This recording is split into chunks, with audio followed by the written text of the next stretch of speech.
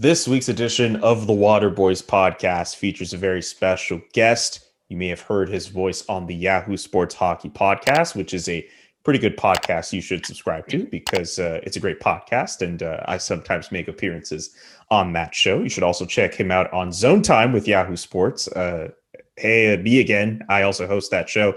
When he's not doing stuff with me, he's doing his own stuff with Yahoo Sports, writing about the Toronto Maple Leafs and also working as an editor for their NHL vertical. It is Justin Cuthbert on the Waterboys podcast. Cuff, thank you so much for joining us, man. What's up, fellas? No problem. Glad to be on. And Julian, I mean, we just can't, we just keep running into each other here on Zoom. So it's a lot of fun being on with you guys. I'm about to say, over these last few months, over the different shows and podcasts we've been doing together, it kind of feels a little interesting, a little funny that we both keep doing these same kind of videos together. It's almost like I don't want to say destiny's a part of this, but it's pretty cool that keeps happening. I don't know. That's how I feel about it. Destiny might be a strong word, more or less, probably just, the scheduling and the powers that be of Yahoo Sports. And of course, here at the Waterboys podcast. So it's all coming together, I think. I guess that's pretty fair. Way to put a damper on adding destiny into all this stuff. Let's talk about, speaking of destiny, the Stanley Cup playoffs, as a bunch of teams are going to figure out if the Stanley Cup will be in their destiny. And of course, being in the markets that we are both respectively in, Frank and I in Montreal, Cuth in Toronto, we are all going to be looking at the Montreal Canadiens, Toronto Maple Leafs series, which hasn't started by the time you all at home listen to this podcast. We'll be consuming this podcast, obviously, but of course, we'll be looking at that series. So I'm just curious, before we get into storylines and very specific things about the series, I'm just curious for your perspective, Cuth. When you saw that the Canadiens and the Leafs were going to be meeting up in a playoff series for the first time in your lifetime, in my lifetime, in Frank's lifetime, what was your instant reaction to that? I mean, that's funny. It's a funny question because it hasn't been this like instantaneous slap you in the face sort of idea. I mean, I think we've probably had so much time to digest this that maybe we didn't even give the full amount of attention as we probably should have, because we kind of knew this was going to happen. And it's not like, wow, what does that mean? Like, it's not this like result that really, fell into our lap suddenly. It's just something that we assumed was going to happen for a while and has happened. From a historical perspective, it's interesting because it's avoided such a large section of the hockey fan base population, right? Like, I think it was 1979 when they last met each other. Like, who do you talk to on a daily basis that remembers the 1979 meeting between the Montreal Canadiens and Toronto Maple Leafs? So it is interesting to me that all this historical, context is tied to this, but nobody can really relate to it. So I think that's one of the fascinating things. I mean, we've been waiting for something like this for a long time. I think we've all wanted something like this to happen. We've seen, Ottawa and Montreal, and we've been waiting to see Toronto, Montreal for a long time. And I kind of feel like we're shortchanged a little bit in the fact that there won't be fans, and it just won't feel right, or 100%. Maybe it's 90%. Maybe it's as high as 80%. But it's the matchup we've wanted for so long, but the context and the situation isn't completely right. Is it going to be as competitive as we think it could be or should be? Maybe not. Maybe it will be. But I think there's maybe less intrigue coming into it because, we're just not tied to that world of yesteryear, of previous generations. And I don't know if anyone really thinks this is going to be the most competitive series. So for that reason, maybe it's not what it should be. Right. Yeah, definitely. Good point. It's like everyone wants this series to happen, at least here locally, Montreal, Toronto markets, even Canada. But like you said, the fan aspect alone is what really is a bummer in all of this as well. But one thing that I want to ask you, Justin, what's the buzz like around the city of Toronto and among your colleagues in the media as well? Not only for the fact that it'll be a Montreal-Toronto series for the first time in what seems like forever for us, at least, but that this is, the series against Montreal aside, arguably the most well-constructed Leafs team we've seen. Yeah, I think there's two sides of it. I mean, I think there's the real, like, pure hockey side where there's a lot of confidence in Leafs land about how they're matched up, better than any team that they think, at least in the North Division. I think there's a lot of confidence from that standpoint. Is it sort of bordering on arrogance when it shouldn't be? Perhaps. But it's also hard to gauge it because, at this time of year, in a regular year, we'd be a month into it. So maybe Maple Leaf Square wouldn't be packed, but there would be a lot of like anticipation of, oh, are you going down to the game? Are you going down to downtown Toronto to, watch in the big screen? Like there's not any of that this year, and there hasn't been any of that for such a long time. And that's on the backdrop of all this weird stuff that's happening in our society. People are getting vaccinated now here, but like the world is so closed off and shut off. So you're sort of limited to your silo on Twitter or online. And that's what you're hearing a lot of the discourse leading into it. I think it's not going to be the most comfortable situation, I think, for Leaf fans, unless they're front running in this series. But I do think we're just missing out on that extra aspect of it, that fan aspect. I mean, I mentioned it a little bit off the top, but like talking about potentially going back and forth on the train between Toronto and Montreal. If I'm a media member, I'm probably doing that. Tons of fans are doing that. And they're just like invading Montreal to just, just have presence where the game is, and Montreal doing the same here. Like we're missing out on all that. And it's just talking about the game itself and the matchup itself. And the matchup itself isn't that compelling, or isn't as compelling as it should be on paper. I'm glad you mentioned the fan aspect of this, because while a lot of people like to think of both venues, Scotiabank Center, I always get it. It's Scotiabank Arena or Scotiabank Center in Toronto. I always mix that Arena. up. It's Arena in Toronto, but Bell Center in Montreal. A lot of people like to think, oh, what would the fans be like in both of those venues? I like to think of the surrounding areas. Like if you're in Toronto, you're going to Maple Leaf Square, you're going to Real Sports, you're going to some neighboring areas to get a drink and watch these games. If you're in Montreal, you're going to McKibben's, you're going to McLean's, you're going to Peel Pub, you're going downtown somewhere. And I'm not sure what it's going to be like in a COVID context where people still need to social distance. Not everyone has gotten a vaccine or has been fully inoculated as of yet. So you have to be careful if you're going to be congregating amongst people. And there may very well still be some people who might just try to rebel and do that kind of stuff anyway, only for more police to kind of come in and try to put a stop to that. That's what I'm also really intrigued about with this series, and the fact that there might not be as much of that. I'm not sure if beyond Maple Leaf Square, I'm not sure what it's like for people going downtown into the city of Toronto if they want to, have a ball or whatever, but I'm sure it's the same thing.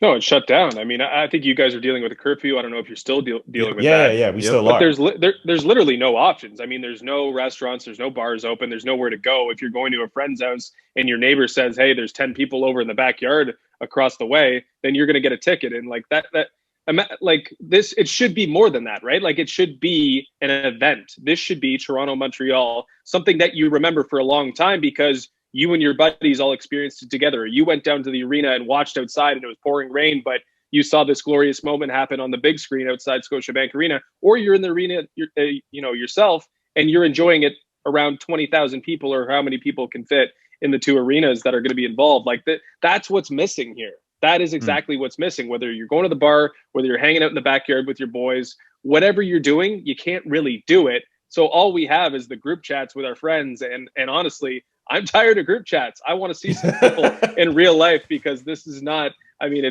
was way too long, living the way we are living right now. And it's just a shame. Again, I keep going back to the point. It's a shame that this point in history, the only time we have seen this, I mean, we're going to see it again eventually.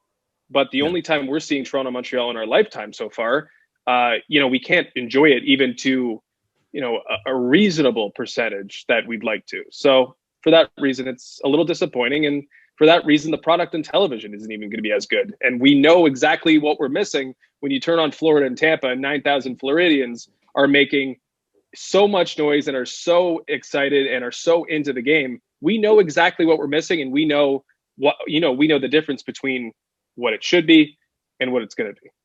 Yeah. Austin Matthews, during media availability, likened a Toronto-Montreal series to a Boston-New York Yankees series in baseball. That's what this type of series should be commemorated as. I'll try not to bum us out too much with the fact that we can't enjoy this series as much as we would like. And we can get into at least a little bit of looking at some of the players and storylines or whatever.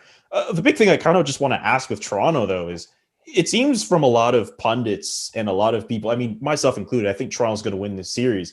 They look like overwhelming favorites. And some people have even taken that step to say that this team could go all the way to the Stanley Cup final. And Frank mentioned it off the top. It might be one of the best Leafs teams we've seen in quite some time. Do you buy the hype about this year's Toronto Maple Leafs team? I mean, it's the best Leaf team I can remember in a long time. It's certainly the best Leafs team that I've covered, the best team that I've been really dialed into. I remember when I was younger, the teams that would go pretty far and always had a chance under Matt Sundin, but you always tell they weren't as good as everybody else, but they still, put together a decent effort, pull off some comebacks, had some bad losses, but were fully entrenched in the postseason for a long time under Pat Quinn. But this is different. I mean, and this is so different than last year too. I mean, I remember sitting in the bubble up top, and obviously that wasn't fun either. But being there and just seeing what was a seriously flawed roster, like a roster that you could spin it any way you wanted. Yeah, there's tons of talent, but there are so many holes. And then you couple that with the fact that, okay, the salary cap isn't growing in any respect. Mm-hmm. There's all these things that they have to fix, and yet Kyle Dubas found a way to make this the most talented, the most bolstered, the deepest team that we can remember. And he just did a phenomenal job. So when I look back at, when I prepare to react to what's going to happen, I don't think we can lay any failures at the feet of Kyle Dubas, just because he's done such an incredible job fixing the problems that were there and then using the balance of the regular season to improve this team dramatically just over the course of the last 4 or 5 months.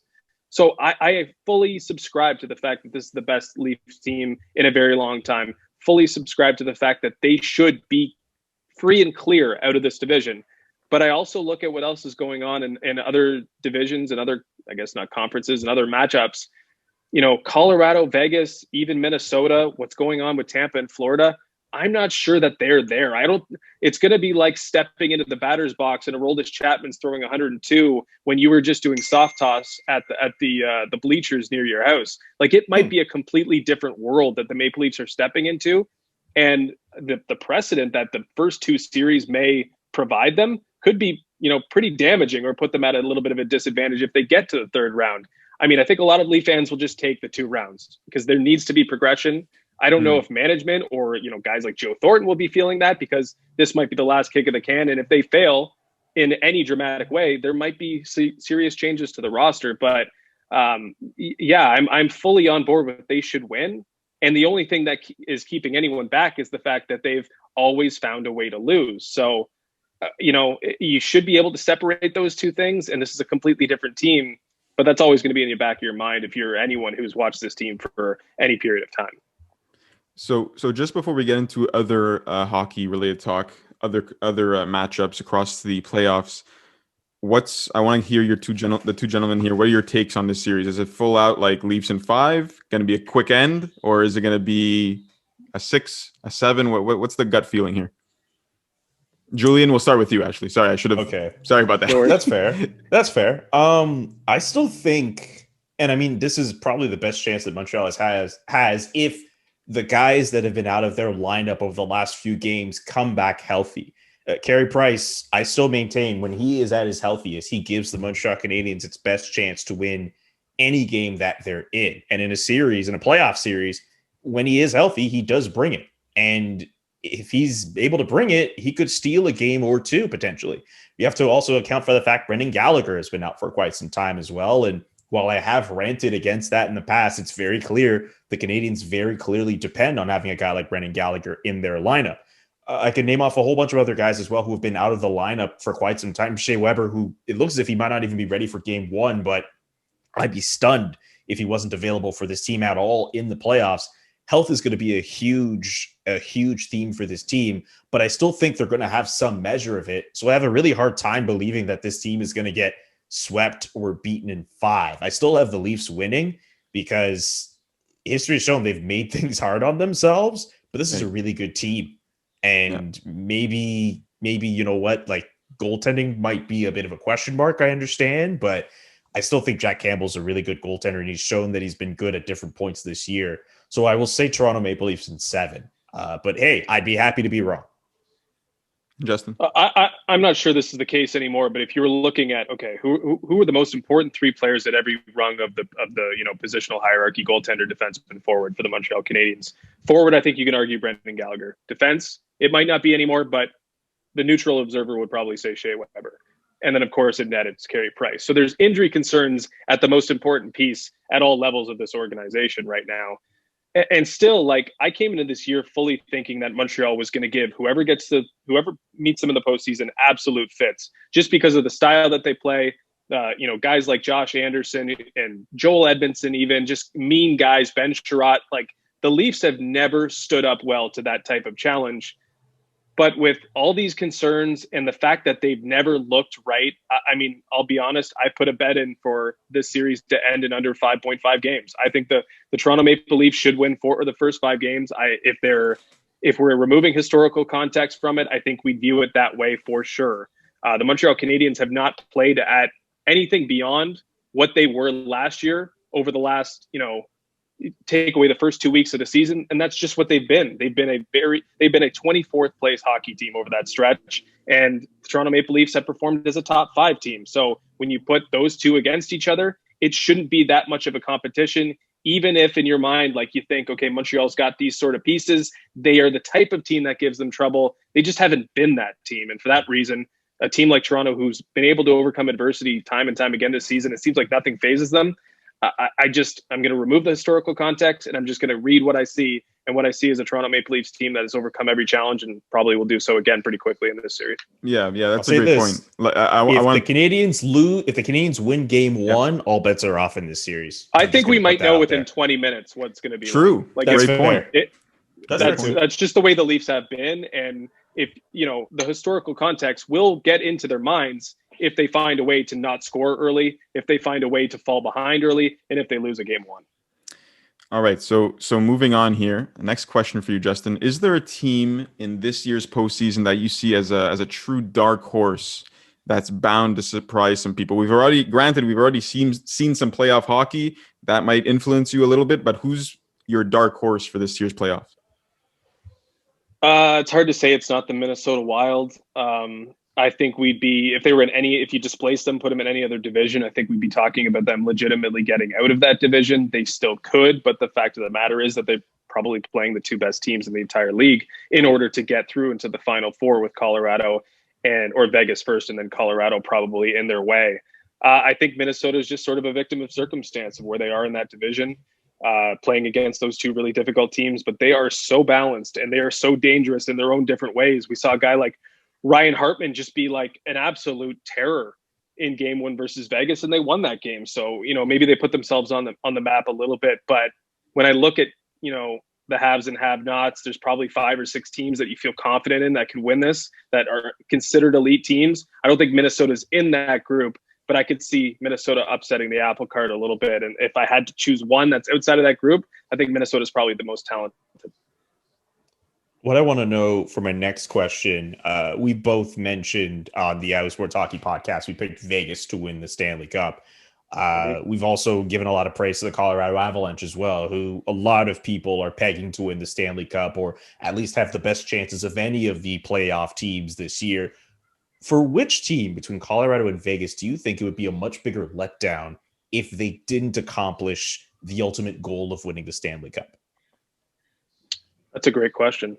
I know Colorado put it out there that, there's only so many opportunities to win. And I guess acknowledging, before the playoffs, saying that there's only too many opportunities that you can win, and taking advantage of those opportunities.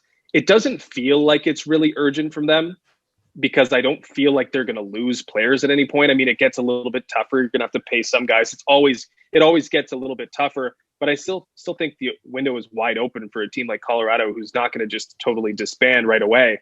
And then Vegas, they're 4 years into their existence. How badly did they have to win?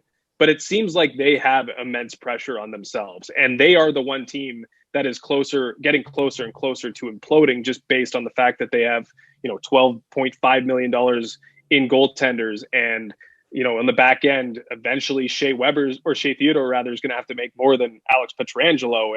And they want to get rid of Max Pacioretty, but now he's the leading scorer, and now you can't score goals. Like, I think Vegas, we've talked about this on the podcast, they sold their soul a little bit, right? They just, things got really serious really quickly for them. And I think that is from the top. I think it's from Bill Foley, who's getting older, getting closer to retirement, wants to win a Stanley Cup while he can still enjoy his team winning a Stanley Cup. And I get all that. But they seem to be putting more pressure on themselves. I think Colorado I still think they feel that pressure. I mean, I always look back at Nathan McKinnon in last year's playoffs being just downtrodden because they didn't have the health. They didn't have everything bounce their way for them to even get out of the second round. And I knew that really hurt them, right? But I think Vegas, from an organizational standpoint, I think there's more pressure on them. And I think there'd be a big letdown if they didn't have a good Stanley Cup playoffs, just because they've thrown a lot into this and they put all their eggs in this basket. And I think they have a lesser chance of being good in 2, 3, 4, 5 years, as opposed to Colorado, who still has a lot of growth to do, I think, under Jared Bednar, a young core, and some really good contracts still in the books.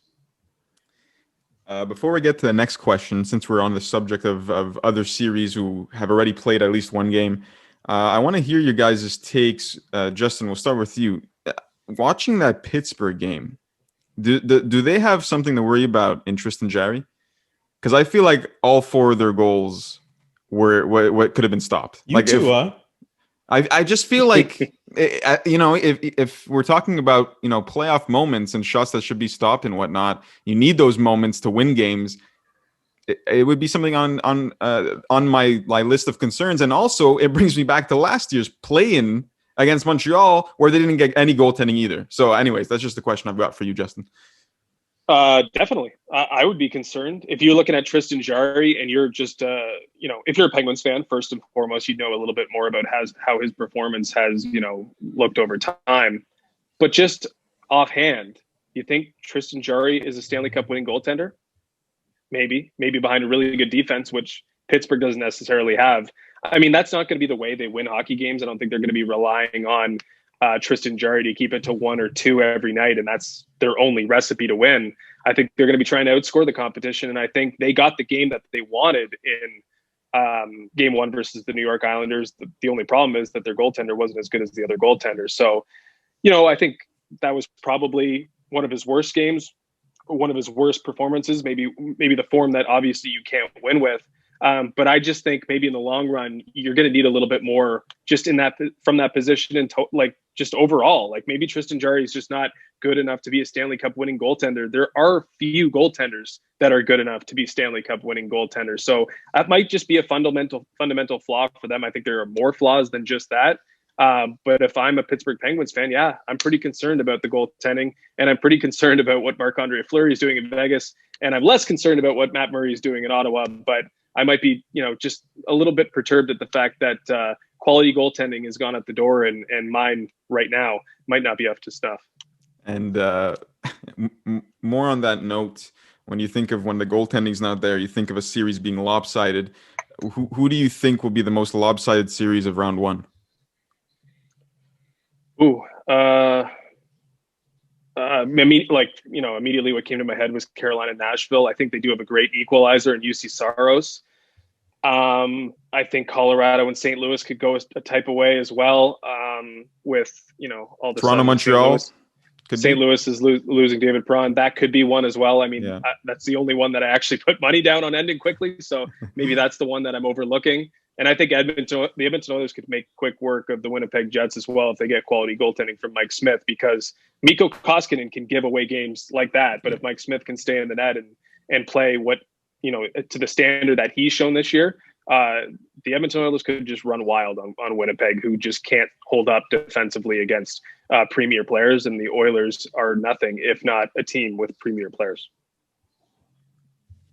Now, I know Justin and I, we went through our Stanley Cup predictions on the Yahoo Sports Hockey podcast, but why not go through them on the Waterboys podcast? And Frank, you can also delve in on your predictions as well.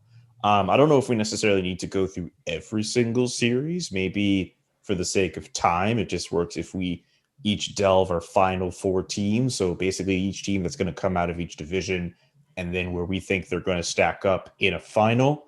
I'll start and say that I already have it on wax that Vegas and Pittsburgh are going to be my Stanley Cup final, which after the game 1s of Vegas and Minnesota and Pittsburgh and New York Islanders, I'm like, I'm feeling a little nervous, but it is only one game.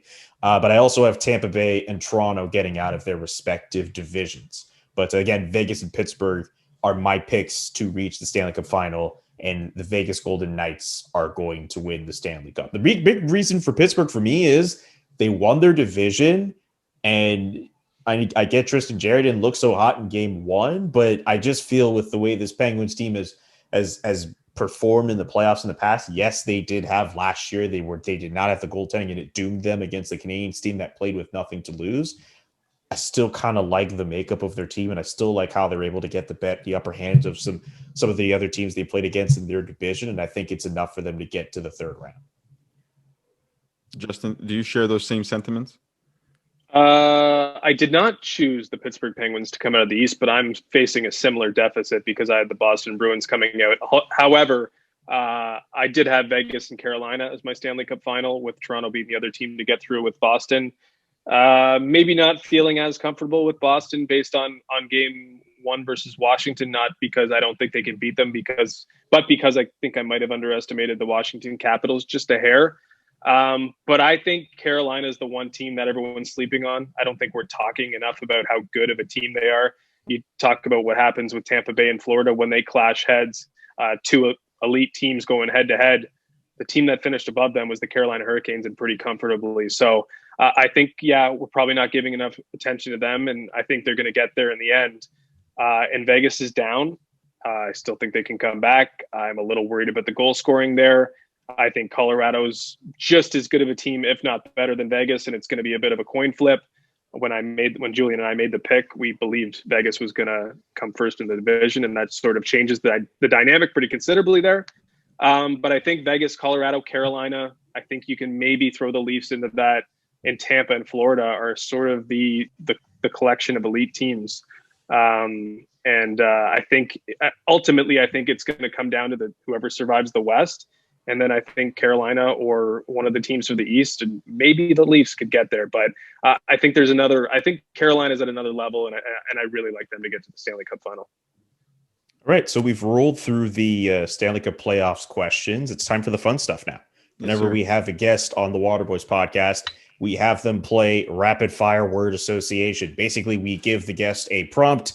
They give us the first thing that comes to mind. You can just one word. It could be a word. We've had guests in the past run on for 5 minutes. Anecdotes. It could be literally just the first thing that comes to your mind. We have 5 different words and prompts really. They're all kind of stretched from one word. And you just give us the first thing that comes to your mind. So the first thing we have on our list here, your favorite playoff memory. Wow. Favorite playoff memory. I'll give you just what popped into my mind. Corey Cross scored a goal for the Toronto Maple Leafs in I don't know if it was a game 7. I don't know I think it was against the Ottawa Senators, but I remember the headline in the paper the next morning was just cross off game. I think it was game 4, cross off game 4. And I remember being a young kid and really, I just was struck by that moment. I grew up an Edmonton Oilers fan, and Ales Hemsky and Todd Marchand had some great moments, just some memorable moments for me as well. The Fernando Pisani run, Chris Pronger being his dominant self in the 2006 playoff run, Todd Harvey crying after Carolina won the Stanley Cup in Game 7 from the bench. Those are the indelible moments that come into my mind when I think about playoff memories, I guess more so from my childhood. All right, Justin, first word that comes to mind when I say Conor McDavid. Well, it's interesting. Dave Poulin did a little Conor McDavid thesaurus and was reaching out to media members and asking for one word to describe Conor McDavid. And I went with alien, just because he's clearly not from here.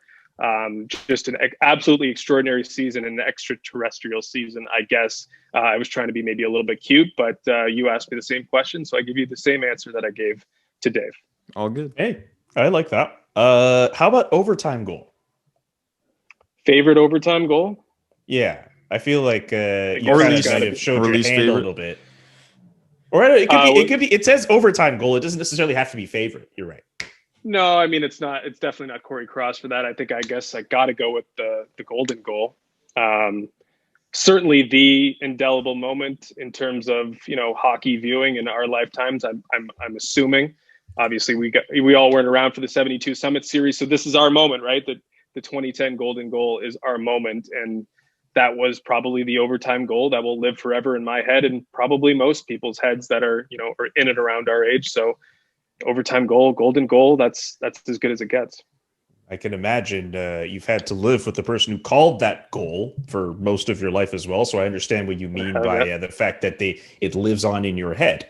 I mean, a little bit different, right? Because it's you're not only living and dying with the success of Canada, but if he blows that call, he's going to be miserable to live with. So it's an important one.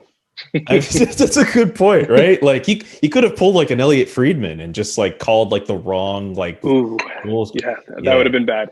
I mean, honestly, I think the interesting thing about that is like, I guess there's a certain thing you're trying to attain in your career for most people, and once you attain, like, there's a build up to it, maybe for some people, and like you know whether it's like this big job interview, whatever, a big conference, whatever it is, there's something that you're looking for and trying to attain, and for him, that was it, right? Like the big moment that you're going to remember and be remembered for in your career.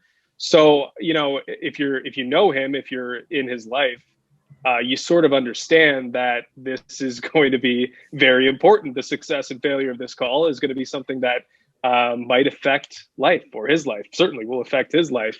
And I think we're just all glad that he's pretty happy with it. We'll just say that.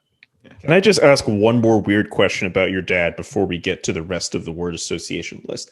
Like, I picture, you know, if you're like the child of an athlete or a celebrity, you know, you go to school, you try to live a regular life, and then maybe if the athlete or the celebrity does something cool one day, maybe you go to school the very next day and everyone's like, yo, your dad did this or your mom did this. At school at any point was anyone ever like that with you? Like, I heard your dad on TSN or whatever network he was on, or he called that goal. Did that ever happen at all or no? Yeah. But everyone that I grew up with knew, like, so it wasn't like, you know, anything that was like random people coming up to me. They either knew, and that was cool. And when I was playing hockey, sure, like new teammates, I guess, would be like, wow, or whatever. And it would be like, you'd have to deal with that sometimes. Not deal with it. It wasn't that big of a deal. But with the golden goal, I mean, that sort of, it wasn't really like that. I mean, obviously I was in second year university, I think. So early on in university, and, you know, obviously you're getting to know a lot of different people, but that didn't associate with everyone. It associated, I guess, with my roommates and people that I knew really well. But like, that wasn't as public knowledge, I guess, as it was when I was in high school and middle school and stuff like that. So yeah, I mean, you answer questions and get that a lot, but when that was going on, not so much, or less so. Here's an interesting one for you. Props to Julian for writing this one down. Best goaltender to wear a cage instead of a mask. A cage instead of a mask? What do you mean? Like a regular helmet? Like Dominic Hasek style? Yeah, exactly. Yeah, like Dominic Hasek style. Well, I mean, there's yeah, it's about to say like that's it. There it is. I think Artur Zerbe had the best. Did Osgood have one? But the best is the worst. Yes, he did. Osgood had a good one as well. I mean, I like that. You know what? I like how Mike Smith had the one that looked like it was like painted as though it was an old school Artur Zerbe like mask. But I mean, Dominic Hasek's the one that'll live forever in terms of that. The best goaltender, at least, that wore that. That's fair. Biggest question mark heading into the playoffs? Well, I mean, we're already in the playoffs, but biggest question mark at this point in the playoffs? Hard not to go back to what we're seeing in the Canadian division. I guess we could go, are the Leafs just going to fold again? Can they actually win a playoff series? I think I've answered that question. So, I mean, can everything else hold up for the Oilers? Can they actually put Conor McDavid in a position to be a difference maker in a playoff game? I think that's still a question. But again, we're looking at two matchups that seem so favorable to both Toronto and Edmonton. So, you know, try to be a little bit different. Is there that many questions in the East? It's just, you know, four good teams that are pretty evenly matched. You know, is anyone going to die in the Panthers and Lightning just because they look like they want to kill each other? That seems like a good question. But no, I think it comes down to the Canadian teams. Are we going to see that Connor McDavid, Austin Matthews match that we might never see ever again? And are they going to manage to get the job done to get us into a position where we're going to see that? Real quick here, underrated team or player in this year's playoffs, but just something or someone who's underrated. Ooh, underrated. hard not to go with Minnesota because it's just a team of underrated guys. So how about Joel Eriksson Ek, who scored the overtime winner versus the Vegas Golden Knights? I mean, this is one of the more anonymous, potentially very good players in the league right now, and I don't think he gets any attention. I'm not sure he'll get any attention by the end of this series because he is just that type of guy, very, very far under the radar, but a very good player that probably should have a little bit more attention attached to him. Justin Cuthbert killed it as always. Can't thank you enough for being with Frank and myself on the Water Boys podcast. Enjoy the playoffs. I'll be surely seeing you through the Zoom calls for the Yahoo Sports Hockey podcast very soon, and on Zone Time as well. Check out those shows, of course. Thanks again for the time, my man. Yes, sir. Good to be on another show with you. Good to meet you, Frank. Yes, I don't know how you keep up with everything you're doing, Julian, but I'm sure your Zoom meeting is just throughout the day, throughout the calendar, just absolutely insane. And I'm glad to be, on there for another one of these invites with you. Of course. And it is.